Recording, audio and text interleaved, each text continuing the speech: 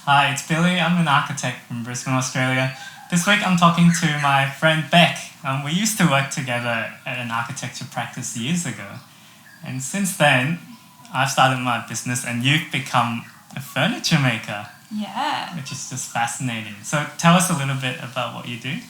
Yeah, so I'm a furniture maker. So I am a designer, obviously, because I was doing architecture first.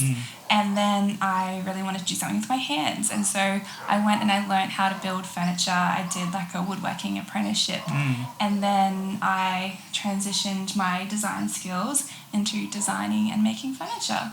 Oh, excellent. Yeah. So yeah, it's amazing to see you doing what you do. Like it's just really good to see. I know for a lot of people, especially now, spending a lot of time at home, then thinking about furniture becomes something that's real and tangible and something that people might be thinking about a lot.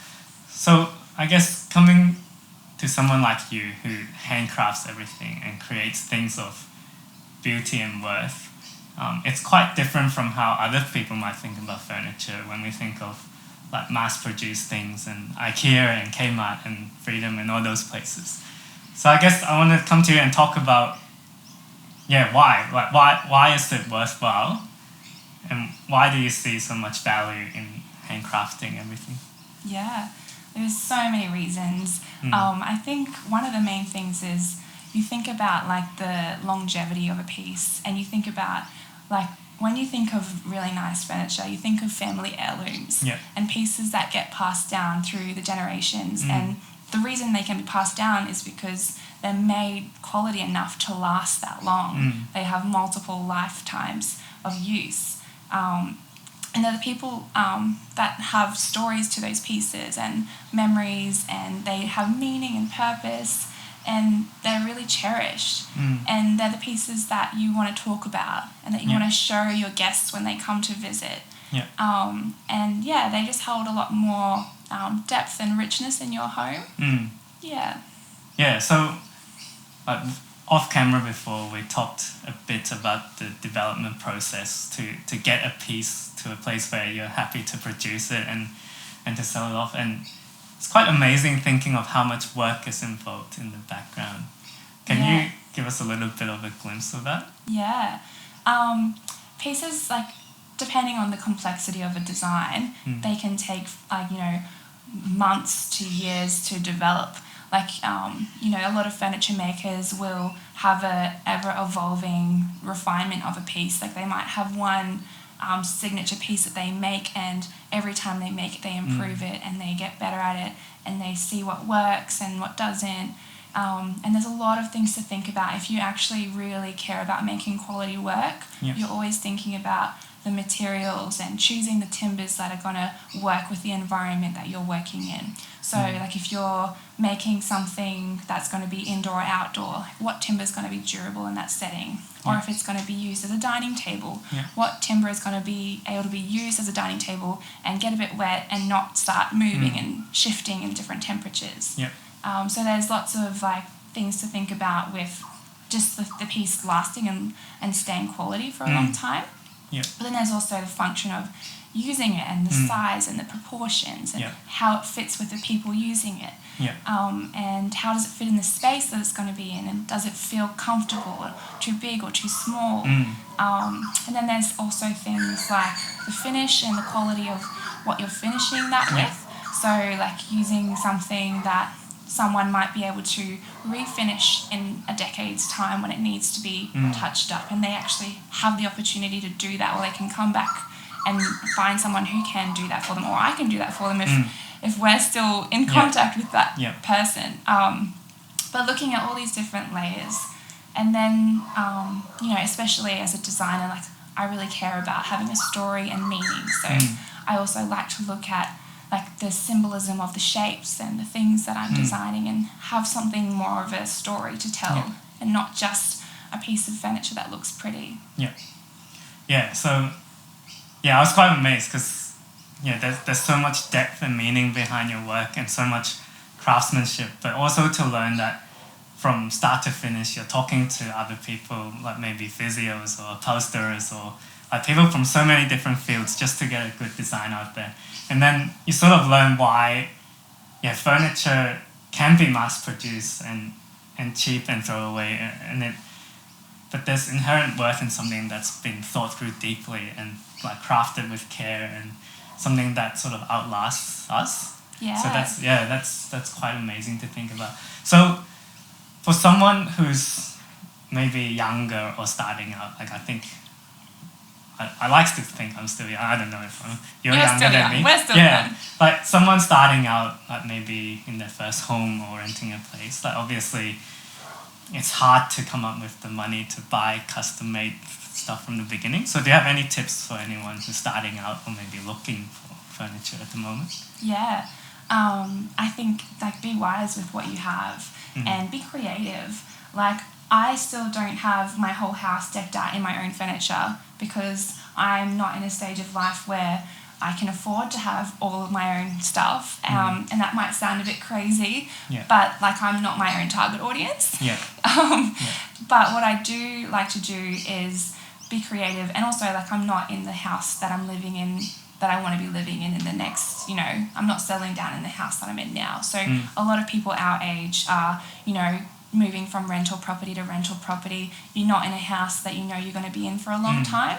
So it might not be the season that you want to invest in a really expensive piece of furniture that might not fit in the next house. So like I love going on Marketplace and going to op shops and finding those pieces that were made quality back in the day and that you can redo and make creatively fit into your new space. And like you can be creative with like changing things. There's a lot of different ways that you can refinish things or adapt things to fit your style. But I think the biggest thing is actually challenging our cultural idea of needing it to be new and fresh and having it now. It really challenges us to prioritize the long term and think sustainably about our choices. Because a lot of the cheaper options that are store-bought are not very good quality and they end up in landfill pretty quickly. And like we need to be conscious of that.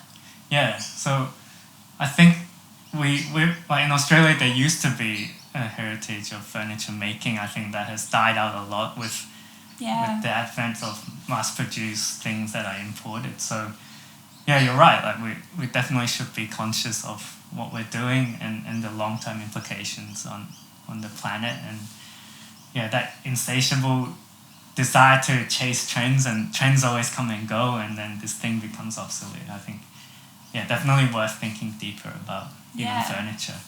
So I've got another question for you. You don't look like a furniture maker to me, and I'm expecting that people don't think I look like an architect. I'm curious about how you deal with that, like sort of not meeting people's stereotype or expectations or fitting the mold of what people expect. I think I've had to learn to have a lot of grace for people and not get offended or upset when they don't believe me when I say I'm a furniture maker. Or they just don't hear me correctly. Like I often, it's often older men who just don't get it. They just see me and they think, you're just a little girl, like you couldn't lift a hammer. And sometimes I have to show them my hands and see, like, look, these are hands that have worked hard. Won't get mine. But what I actually find is when I take the time to talk to someone, and someone who often might not have respected or believed that I have the capacity or confidence to do what I do, when I actually have the time to share with them what I do, they actually flip and they have a lot more respect for me after I've had that conversation or when they've seen my work. Because I don't meet their expectation, but when they see that I actually do know what I'm talking about, then they're like, oh wow, like I wouldn't have expected that, but that's really cool.